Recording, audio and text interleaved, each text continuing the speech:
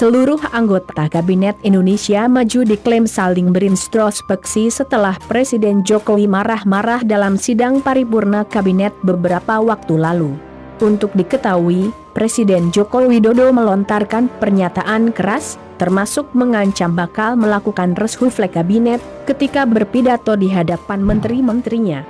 Pidato Jokowi itu menjadi konsumsi publik setelah diunggah ke akun YouTube Sekretariat Presiden, Minggu 28/6, akhir pekan lalu. Kepala Staf Kepresidenan, KSP, Muldoko mengungkapkan, setelah sidang tersebut, terdapat percakapan antar menteri yang tergabung dalam grup WhatsApp khusus. Muldoko mengatakan, dalam grup WA itu, tidak ada menteri yang mengajukan apologi, justru saling berintrospeksi.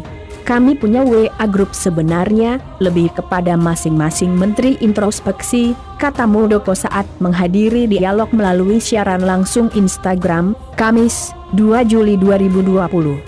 Bahkan, ia juga sempat menyaksikan sejumlah menteri yang diundang ke acara diskusi televisi pasca video sidang kabinet tersebut dipublikasikan. Secara umum, kata dia, masing-masing menteri juga menyampaikan hal serupa kepada publik, yakni memperbaiki kinerja.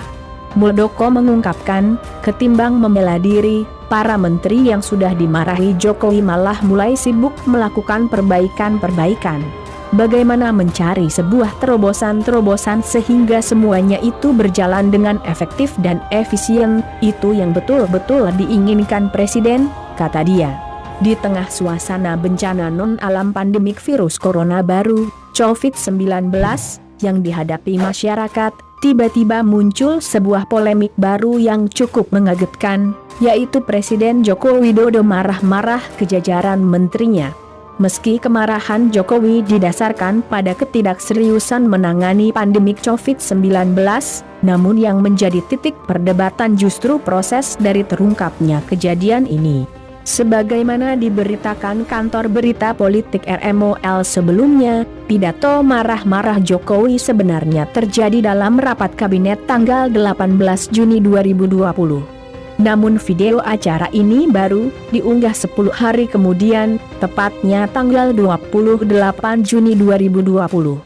Hal inilah yang kemudian ramai diperbincangkan publik dari banyak kalangan, bahkan beberapa orang menganggap pidato marah-marah Jokowi sebagai sebuah settingan.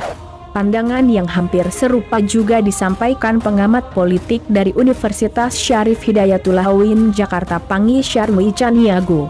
Boleh jadi dagelan politik, mencari kambing hitam demi menutupi kelemahannya sebagai presiden dalam menjalankan roda pemerintahan, ujar Pangi kepada kantor berita politik RMOL, Kamis, 2/7, pasalnya, Pangi mengaku tidak paham dengan sikap Jokowi tersebut. Sebab secara tidak langsung, Presiden tengah menunjukkan kebobrokan dirinya sendiri sebagai kepala pemerintahan yang menaungi para menterinya. Bukankah Presiden dan Menteri itu satu kesatuan orkestra yang memainkan lagu dan musik secara bersama, kolektif kolegial, tanya Pangi. Oleh karena itu, Pangi berkesimpulan bahwa apa yang dipertontonkan Jokowi di ruang publik kali ini ibarat peribahasa menepuk air di dulang, terpercilik muka sendiri.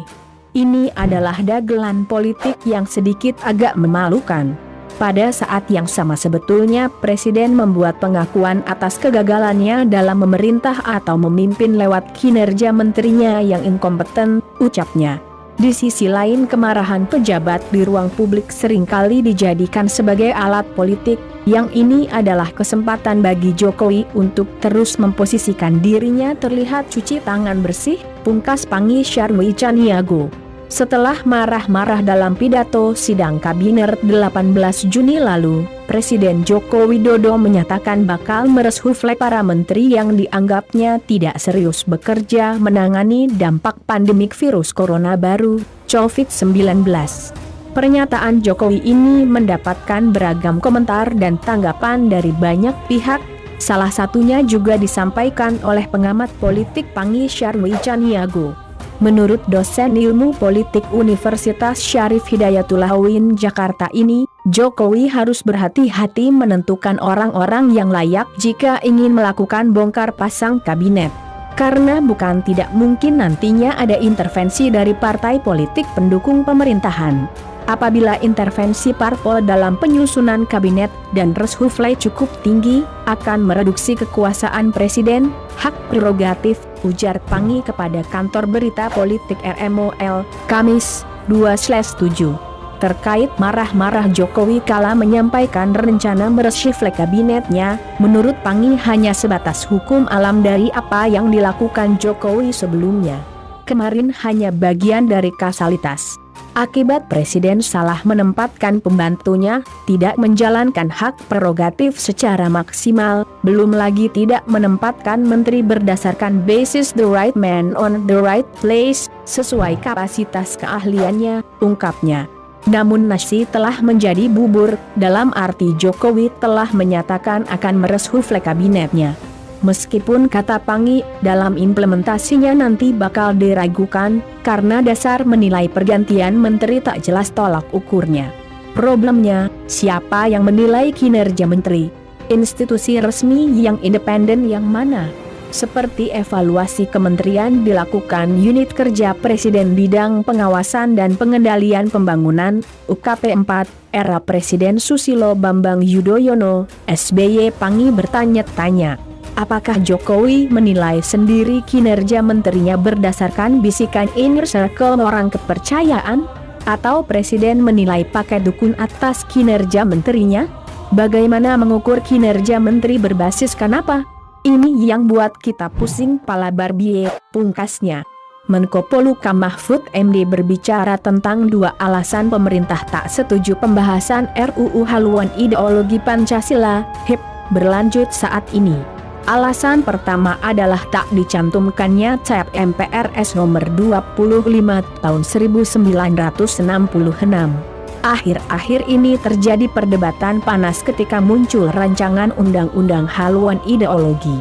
Pemerintah sendiri pada sikap tidak setuju dengan isi rancangan undang-undang haluan ideologi Pancasila itu dalam dua hal, ujar Mahfud saat memberikan sambutan dalam acara silaturahmi bersama tokoh masyarakat di Hotel Grand Aston, Medan, Kamis, 2 Juli 2020.